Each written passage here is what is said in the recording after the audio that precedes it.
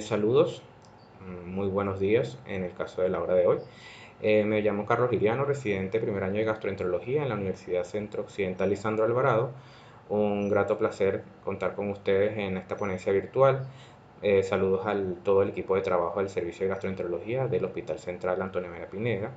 Y bueno, un apoyo y un saludo especial también al grupo de trabajo de la Sociedad Anticancerosa de Venezuela, aquí en Barquisimeto, quienes fueron partícipes de este caso anatomoclínico que les traigo a colación.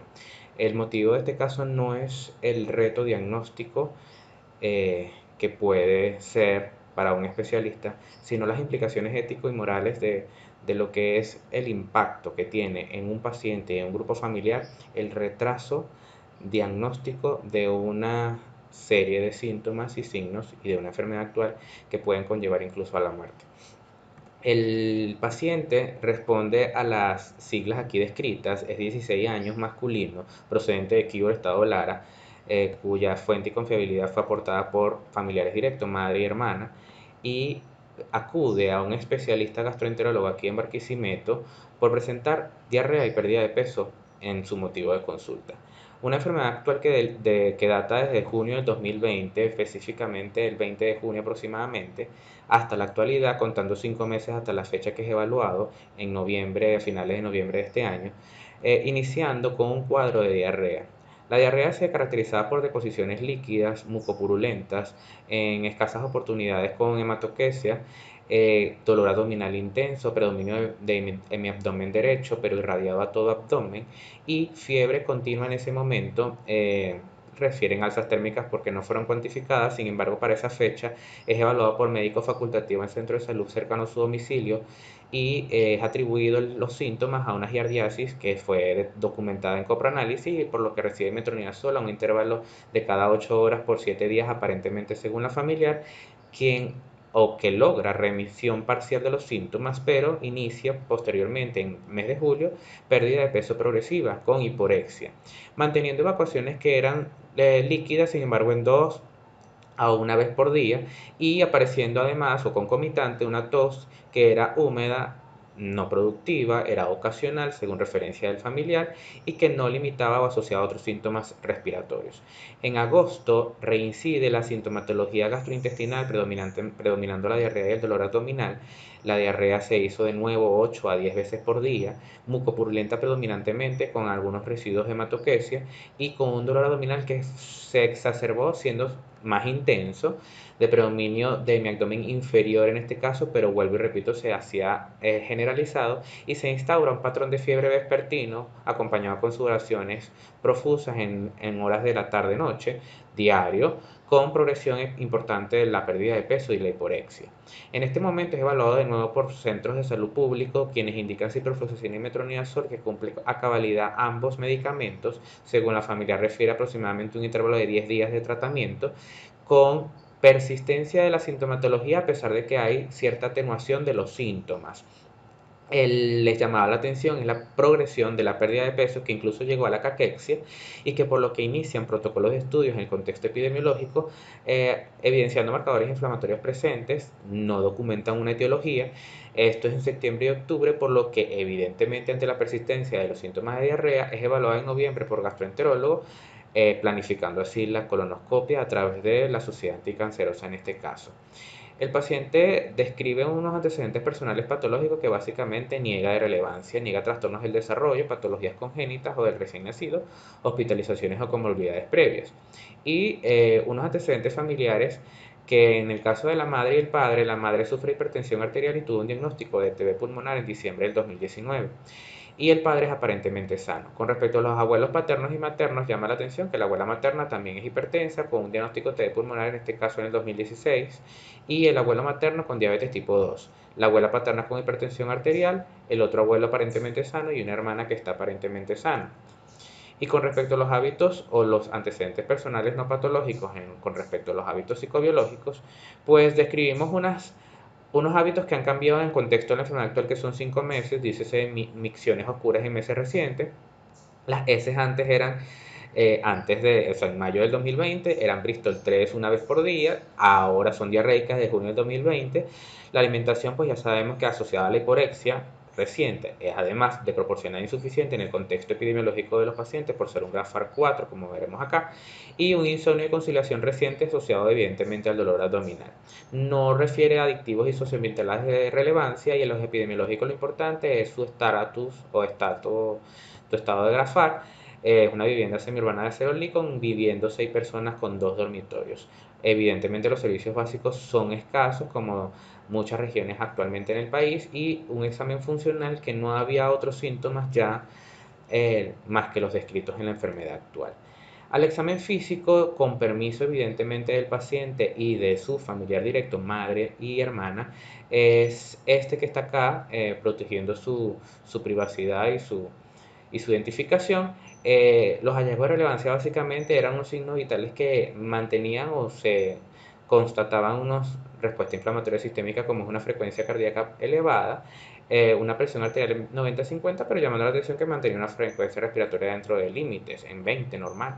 A la inspección general, pues ya lo observamos, una caquesia avanzada con signos clínicos de sarcopenia y palidez leve, un cardiopulmonar que llamaba la atención en hemitórax izquierdo, una presencia de roncos y murmullo disminuido en el tercio medio, y en abdomen, básicamente como lo ven aquí, excavado, los ruidos hidroaéreos en estos casos estaban presentes, y el dolor era difuso, la palpación generalizada básicamente, principalmente a la profunda. No habían megalias palpables al abdomen, sin embargo era un abdomen que era pequeño, excavado, y evidentemente se sentían las vísceras palpables, no aumentadas de tamaño. En el caso de los exámenes complementarios durante su enfermedad actual, hay que tomar en cuenta que en junio del 2020, como les dije, cuando inició la clínica, había un hallazgo de leucocitos moderados en examen de S contra fosfoditos de Giardia lamblia. Es aquí cuando es medicado para la giardiasis y hay una remisión parcial de los síntomas. Pero en julio del 2020, tras la remisión y persistencia leve del dolor, hacen un ultrasonido que es catalogado por ecografistas en la región donde convive o vive el paciente, lo cataloga como normal. Como reincide la diarrea en agosto del 2020, recordad que hacen otro coproanálisis, y en este caso, a pesar de que no evidencian elementos parasitarios y que habían leucocitos escasos, persistía diarreica y había moco presente. Eh, en el protocolo de estudio instaurado en el centro de salud cercano a su domicilio, desde el punto de vista público, indicaron una IgG, sabiendo como anticuerpo de aparición tardía para el Coacter pylori, el cual resultó negativo, y unos laboratorios de septiembre, cuando se le hace el estudio por los antecedentes epidemiológicos de TB pulmonar, tanto como madre como abuela, y evidencian unos marcadores inflamatorios que todos están elevados, principalmente leucocitos con neutrofilia en 85%, una trombocitosis en 709.000, una BCG en primera y segunda hora evidentemente elevada, 96 y 132, y una PCR 96 muy por encima del valor de referencia, manteniendo también una hemoglobina levemente baja en 10.3 hemoglobina, y bueno, una TGO en 47. Un uranálisis que describía albúmina positiva y cristales de oxalato de calcio moderado, y HBV-DRL negativo como importancia también. No había alteraciones electrolíticas para el momento del septiembre del 2020, y mantenía buena función renal además de glucemia. Él se hace un ultrasonido también en noviembre, perdón, de 2020, reflejándose normal. En este caso es en virtud de los hallazgos inflamatorios que deciden el descarte de la TB pulmonar por los antecedentes epidemiológicos de madre y de abuela. Sin embargo, en distintos laboratorios realizados, porque fueron en distintos laboratorios, las muestras de esputos, a pesar de que se consideraron suficientes para el estudio, no reflejaron una tinción sin Nielsen o BK positiva en ninguna de las muestras, de las 4 muestras que se realizó el paciente en distintas fechas, como ven acá. Pero llama la atención si se hace énfasis en la radiografía de tórax, a pesar de que no tenía informe, que no es una radiografía de tórax normal.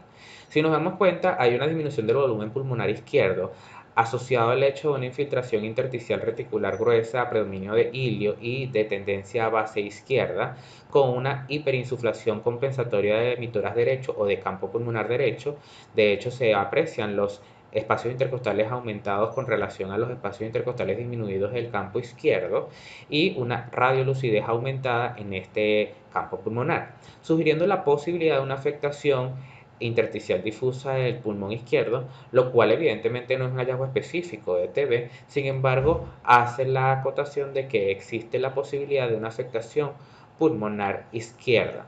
Más sin embargo, sabiendo que las muestras estaban negativas, el paciente no, a pesar de la fecha, no fue catalogado como candidato para tratamiento anti-TB. Ahora vale la acotación de que el gastroenterólogo, tras evaluar al paciente e indicar o realizar la colonoscopia, he aquí el video de la realización. Hay que tomar en cuenta que evidentemente por el contexto del paciente se hizo con un gastroscopio y no se pudo acceder a la válvula ileocecal del ciego dado al principal compromiso que ven evidente en toda la mucosa con la presencia de ulceraciones, principalmente transversales, pero en segmentos más proximales al ciego se hacían completas, circunferenciales extensas.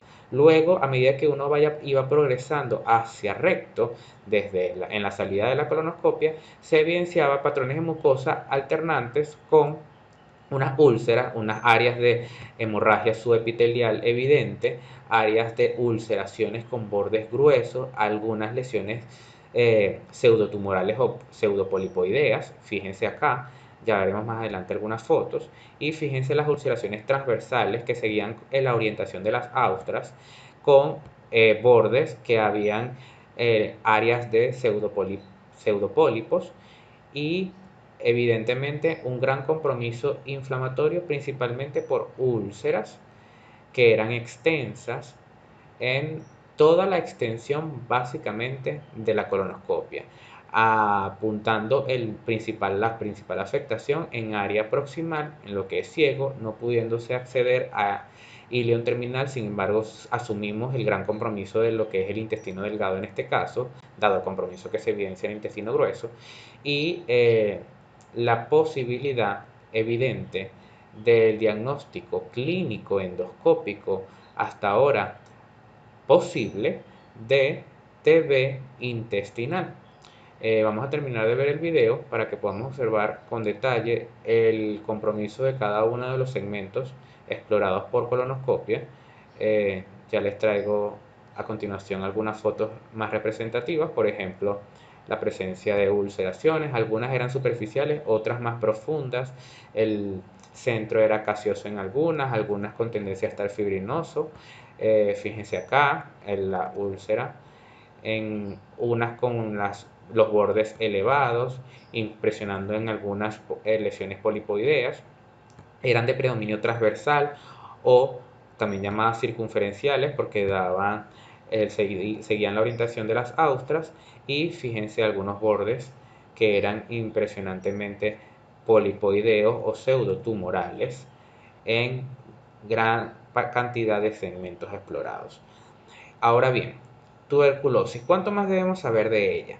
¿Es o no una tuberculosis? Evidentemente los elementos clínicos están apuntando todo a la cruda realidad del retraso diagnóstico de un paciente 16 años, de 5 meses de evolución, con el compromiso, ya lo vieron en la imagen, de desgaste orgánico o consumo orgánico, y es importante que conozcamos lo que es el impacto de la tuberculosis a nivel de nuestra población.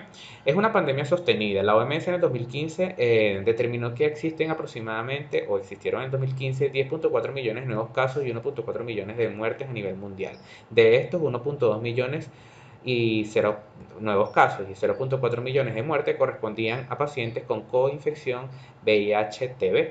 Y la TB extrapulmonar representa aproximadamente entre 5 y 15%, algunas literaturas entre 8 a 13% de la cantidad de TBs en total. Y de esta proporción en total, solo el 7% representa la TB abdominal, entendiéndose por tanto que las otras posibilidades de TB extrapulmonar más frecuentes fuera de la TB abdominal estaría la linfática, la geniturinaria, la ósea, la miliar, la afectación del sistema nervioso central y por último en ese orden de frecuencia la TB abdominal.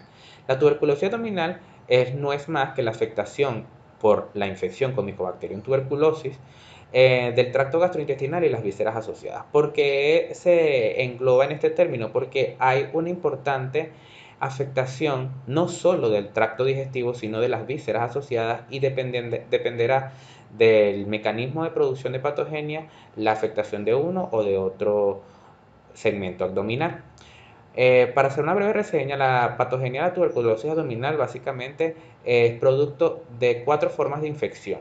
O se degluta las secreciones pulmonares que es de una TB pulmonar activa, o se disemina por vía hematógena de una infección pulmonar, o hay infección por contigüidad de órganos o nódulos vecinos, o hay ingesta de lácteos contaminados, principalmente asociados a Mycobacterium bovis, o de alimentos con alta cantidad de micobacterias que en persistencia del tiempo, pues pueden lograr la infección gastrointestinal. La clínica evidentemente va a ser variada dependiendo del organismo, ya vamos a ver alguna reseña de alguna de las vísceras afectadas y dependerá de la afectación. La diarrea crónica en caso de enterocolitis, pero puede haber dolor abdominal y ascitis en caso de compromiso de víscera sólida o de peritoneo. Eh, ¿Qué sabemos o qué hay disponible? Evidentemente hay muchas formas de diagnosticar la TB, no solo la pulmonar, sino la extrapulmonar, en caso de que no tengamos un BK de esputo positivo. Existen técnicas indirectas en determinación, tanto por prueba de tuberculina o PPD, también llamada antiguamente la técnica de Mantoux, o el test del interferón gamma release assay, que es el IGRA, el test IGRA. Existen diferentes marcas comerciales del test IGRA, son de detección, evidentemente, como lo ven aquí, un inmunoensayo que se determina la liberación de interferón gamma por las células T asociadas al ataque contra el micobacterio y reportan sensibilidades y especificidad de 81 y 85% respectivamente para el test IGRA. Y esto sumado a la realización de ambos estudios, como lo refieren algunos autores principalmente, en pacientes en quienes se sospeche tuberculosis extrapulmonar o con estudios y microbiología negativos, la realización de ambas pruebas para determinar con cierta sensibilidad y especificidad alta la presencia del micobacterio. Sin embargo, no puede distinguir entre infección latente o infección activa y de hecho pacientes con vacunación tampoco lo puede determinar porque básicamente ya sabemos que la PPD según el estado de inmunocompetencia o inmunocompromiso del paciente pues puede salir falsamente negativo o falsamente positivo.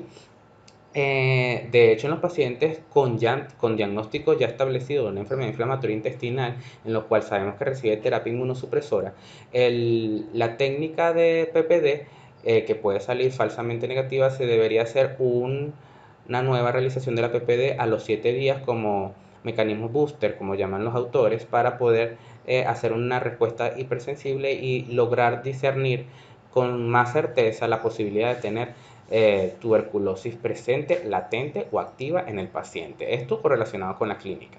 Digo todo lo del test de Mantoux y el test de IGRA, dado a que la tinción, el cultivo y la PCR demuestra, según la afectación, por ejemplo, muestras colónicas en este caso, hay sensibilidades que son todas reportadas bajas en los distintos estudios, entre 20 y 60% de sensibilidad, es decir, lograr un positivo es difícil y gracias a la especificidad alta, si es positivo, pues evidentemente sí puede confirmar de inmediato la infección por Mycobacterium. Sin embargo, las muestras generalmente no salen positivas y los autores o distintos autores que han estudiado los casos de TB recomiendan por lo menos un mínimo de 8 muestras de biopsia para la misma. El tratamiento no difiere de la TB pulmonar. Todas las guías, la ITSA, la ATS, la Index TB, recomiendan tratamiento estándar para la TB extrapulmonar, así como la TB pulmonar. Quiere decir 2 meses con los 4 medicamentos, rifampicina, isoniazida, etambutol y piracinamida, seguido de 4 meses con rifampicina e isoniazida. Recordar la presencia de TB multidrogoresistentes o TB-MDR, para lo cual estos pacientes son candidatos a test moleculares de susceptibilidad de drogas para determinar así el protocolo de tratamiento posterior al mismo. Se dice que aproximadamente 5% de los pacientes con tuberculosis pudiesen estar catalogados como tuberculosis multidrogoresistente. Esto dependerá de la región, de la endemia, de la prevalencia de la infección y evidentemente del cobertura de vacunación de la población en general. Ahora bien, la TB abdominal puede afectar diferentes órganos y vísceras. Con respecto a la afectación peritoneal, es de ambos sexos, aproximadamente entre 25 y 45 años, y está asociada principalmente en estado de inmunosupresión, dícese de coinfección con VIH, pacientes con diálisis, cirrosis y desnutrición. Hay 3 patrones específicos de la TB peritoneal. O es ascitis con engrosamiento peritoneal y presencia de nódulos, o es asitis sin los nódulos, con el engrosamiento peritoneal pero sin nódulos linfáticos me refiero, o la fibroadhesiva o fibroadherente, que es fibrosis sin asitis, que es el abdomen hostil dado a la presencia de una adherencia generalizada de todas las vísceras hacia el peritoneo. Esto representa la TB peritoneal de todos los casos de TB abdominal aproximadamente, según los casos revisados, 30%. Mayor porcentaje da para la enteritis por TB, en este caso es el intestino delgado. La afectación predominante es ileocecal. Esto se produce, la afectación ileocecal es producida dado a que hay un éxtasis fisiológico del contenido intestinal en esta zona, hay mayor superficie absortiva en esta área y mayor cantidad de tejido linfoide, por lo cual la afectación de la TB en el intestino delgado es predominantemente ileocecal. Hay tres patrones diferenciables en la literatura: el patrón ulcerativo en el 60% de los casos, pero hay también 30% de los casos con úlcero hipertrófico, dado la presencia de nodulaciones o pseudotumorales o pseudotumores, y la expresión netamente hipertrófica o el patrón hipertrófico en solo 10% de los casos. Como les dije, 34% de la TB abdominal puede ser por intestino delgado. El 22% aproximadamente es TB colorectal. La TB colorectal no es más que la extensión de la TB intestinal o de la enteritis hacia también el colon o intestino grueso. La mayor afectación es del ciego y la menor afectación siempre va a ser ano recto. Siempre va a ser su afectación desde proximal hasta distal.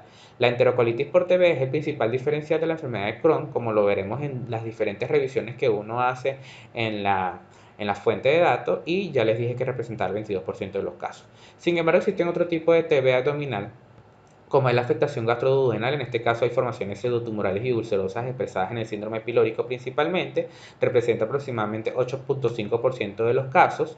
También puede existir, en el caso de la TB abdominal, la afectación esofágica. Como principal afectación es el área media y baja del esófago en forma ulcerativa, generalmente es por contigüidad a la TB pulmonar y a la mediastínica con obstrucciones frecuentes.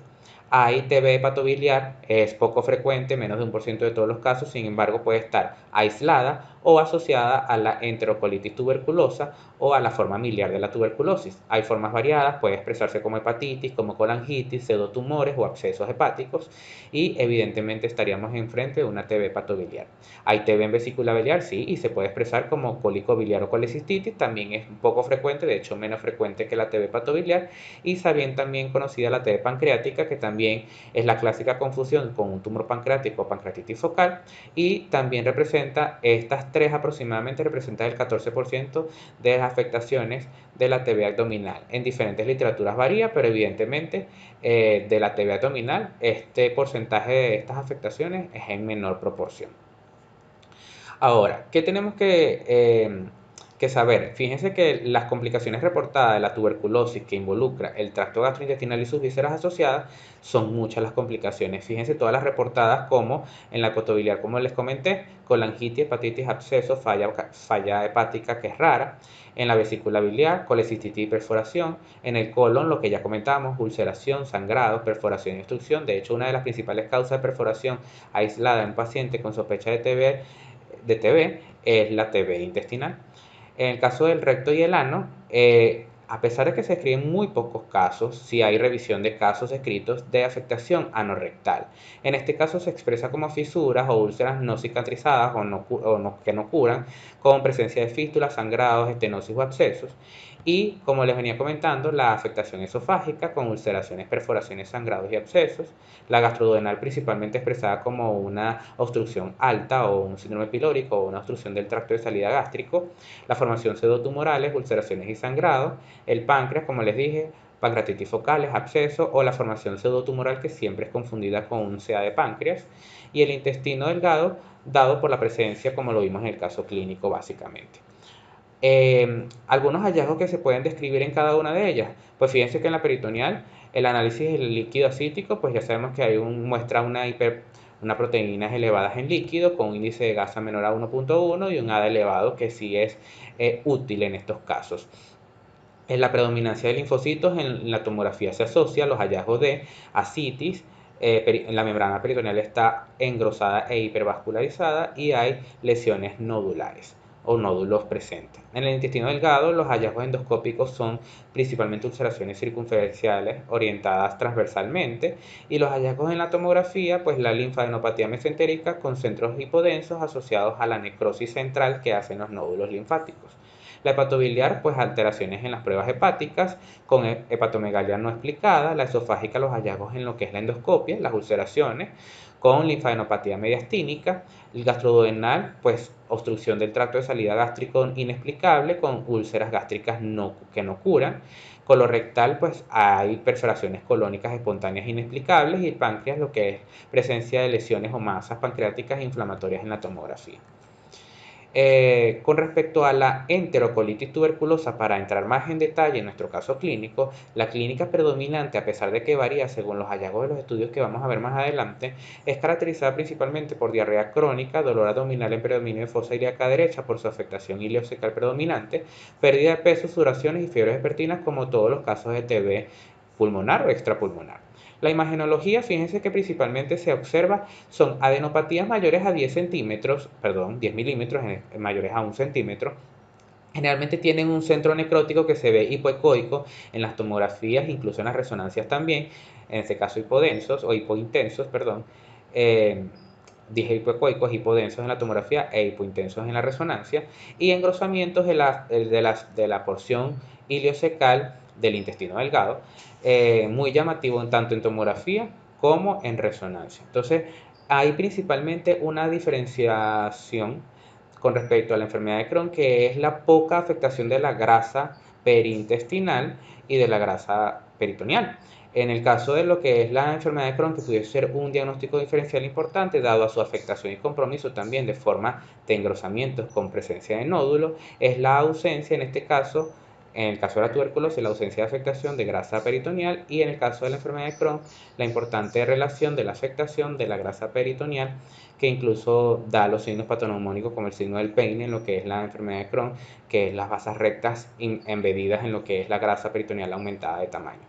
La presencia de los nódulos en la enfermedad de Crohn generalmente son menores a 10 milímetros, son pequeños, aquí son mayores en la tuberculosis, y no tienen un centro necrótico en el caso de la enfermedad de Crohn, a diferencia de la tuberculosis, dado a la ausencia de necrosis caseosa que se evidencia solo en la TB y no en la enfermedad de Crohn.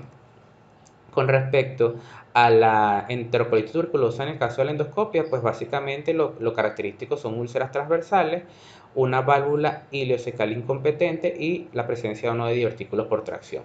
Todos estos hallazgos que les estoy comentando, tanto la clínica como la imagenología, como la endoscopia y a continuación la histopatología, pueden ser de baja sensibilidad, pueden no estar, ¿ok? Cuando están pueden arrojar gran especificidad, pero no es más que la sumatoria del conjunto de los síntomas clínicos, endoscópicos, imagenológicos e histopatológicos lo que dará al fin y al cabo el diagnóstico más de certeza de la tuberculosis o enterocolitis tuberculosa en este caso, dado a la baja sensibilidad que tiene el cultivo, la tinción y el PCR de las muestras biópsicas para la detección del bacilo, dado a que la infección por enterocolitis tuberculosa o la infección enterocolitis tuberculosa es paucibacilar, quiere decir que hay pequeñas cantidades o poca cantidad de bacilos en las muestras y como tal en la afectación, y es más la afectación inflamatoria por hipersensibilidad tipo 4 dada la citotoxicidad que genera y la presencia de granulomas, que permite al clínico junto con el patólogo y al especialista conjugar los síntomas y los elementos que tenemos presentes. ¿Ok? Es importante reconocer cuáles son los principales hallazgos para dar una sumatoria importante en estos casos. En la histopatología, la presencia de granulomas confluentes, necrosis gaseosa y la presencia de histiocitos epitelioides son los más característicos de TB o enterocolitis tuberculosa. Ahora, ¿cuál es nuestro gran dilema? ¿TB o enfermedad de Crohn?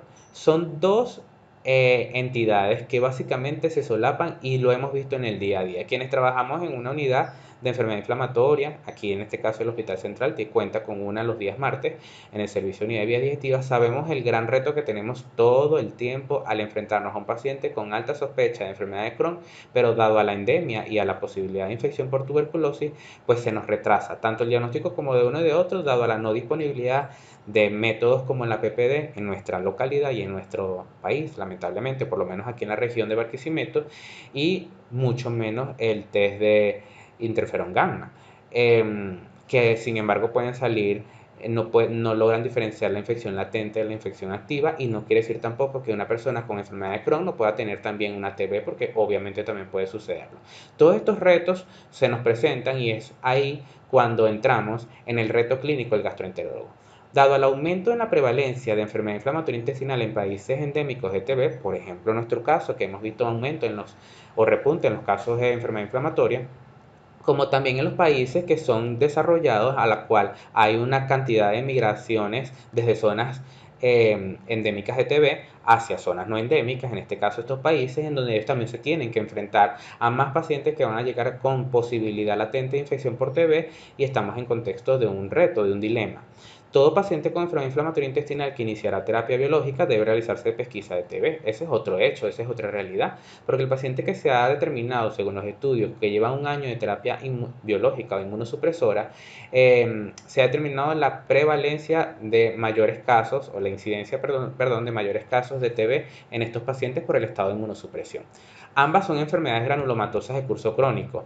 Ambas tienen pruebas diagnósticas con baja sensibilidad, pero el tratamiento antiinfeccioso es muy distinto al tratamiento inmunosupresor de otra.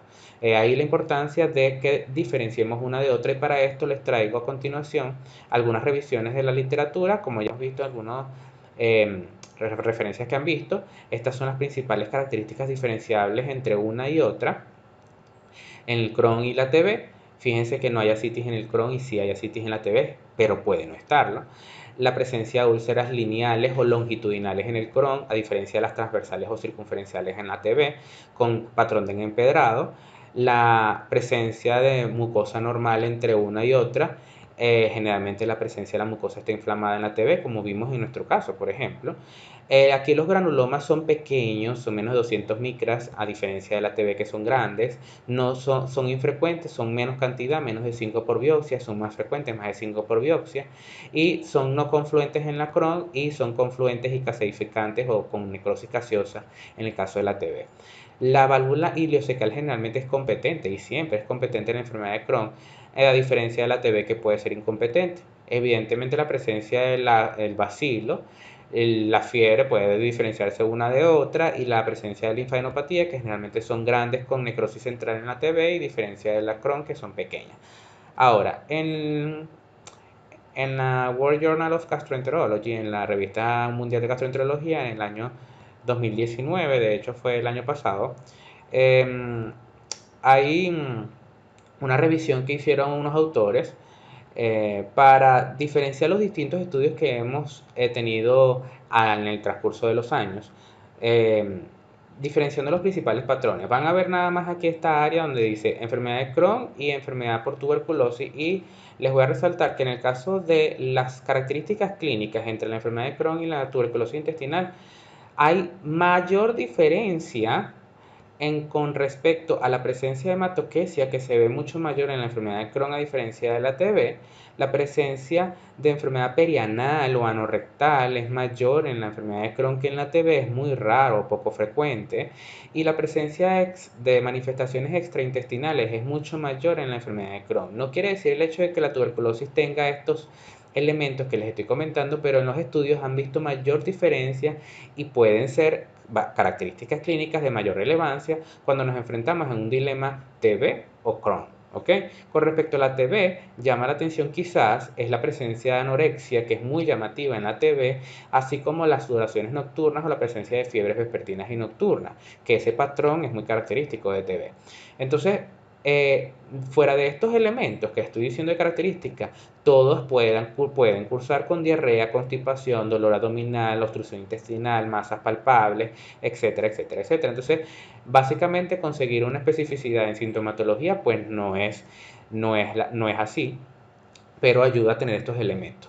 Con respecto a la diferencia entre los sitios de afectación entre una enfermedad y otra, pues ya les comenté que la enfermedad de Crohn generalmente, cuando hay afectación de recto o recto ano, pensemos más en Crohn que en tuberculosis, dado la poca prevalencia de su afectación. Más sin embargo, si hay afectaciones proximales, tanto de ciego, válvula ileocecal como de ileón terminal, las dos enfermedades muestran un patrón muy significativo, muy predominante, y es ahí cuando tenemos nuestros dilemas siempre en las afectaciones ileocecales, por ejemplo, en estos patrones Montreal L1 de la enfermedad de Crohn, en este caso de la afectación ileocolónica, que es la más frecuente.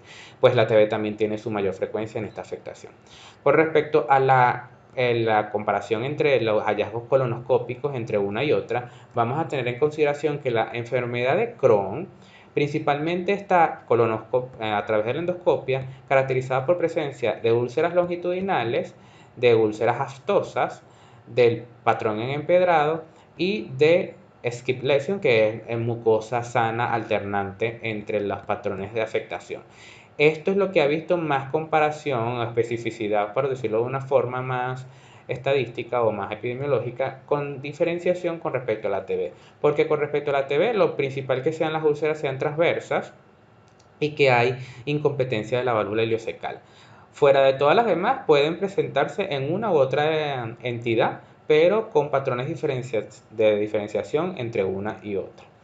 Con respecto a lo que es la comparación entre los hallazgos patológicos y histopatológicos entre una y otra, fíjense que la enfermedad de Crohn básicamente no tiene patrón específico en los hallazgos histopatológicos. Esto de hecho hace un reto para el patólogo diagnosticar una enfermedad de Crohn por histopatología, y eso lo sabemos nosotros. Básicamente es correlacionar la clínica y la ausencia o no de marcadores presentes que descarten otras patologías. Por ejemplo, es más fácil descartar la TB y que quede la enfermedad de Crohn como descarte. ¿Ok?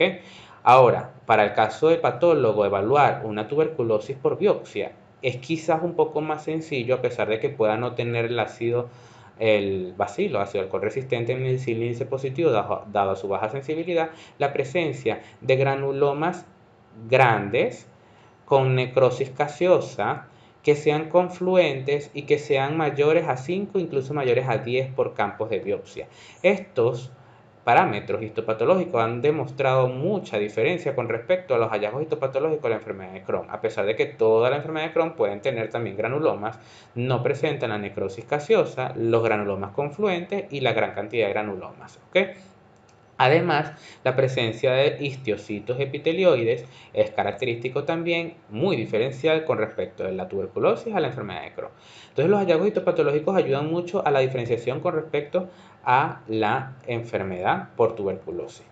Y fíjense en este cuadro lo que es los rangos de lo que es histología por tinción y de cultivo positivos para Mycobacterium tuberculosis. Fíjense que todas los estudios muestran, con los diferentes números de pacientes que se estudiaron, una positividad para la tinción y una positividad para el cultivo, incluyendo tipos de cultivo, porque vale la acotación de que no es solo el Lowenstein-Jensen que conocemos de microbiología, sino que existen nuevos cultivos que están desarrollando desde la tecnología médica para poder lograr una mejor producción de lo que es el germen, dado a su latencia muy prolongada y su retraso para el cultivo. Existen diferentes cultivos, ¿ok? Ahora bien, independientemente del cultivo, la sensibilidad es baja. Fíjense que el rango de detección, todas están menores a 50%, incluso hasta 10, 20%. Entonces, lograr cultivar o teñir o lograr una tinción positiva para Mycobacterium es baja, dado a la afectación paucibacilar de la enterocolitis tuberculosa.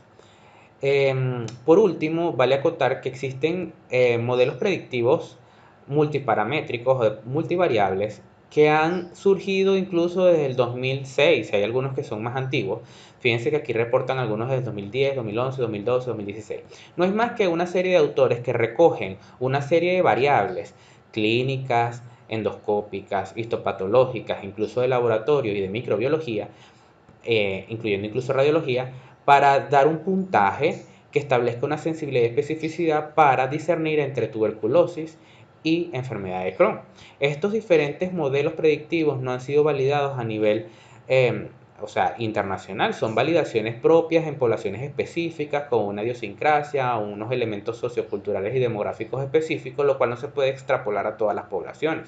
Han tratado de sacar los elementos clínicos, endoscópicos, radiológicos, laboratorios, más específicos para una y otra, y así lograr una sensibilidad y especificidad, pero al fin y al cabo no es más que la individualización del paciente y los elementos que tenga presente o no para poder hacer el diagnóstico ante la presencia de un dilema entre TB y enfermedad de Crohn.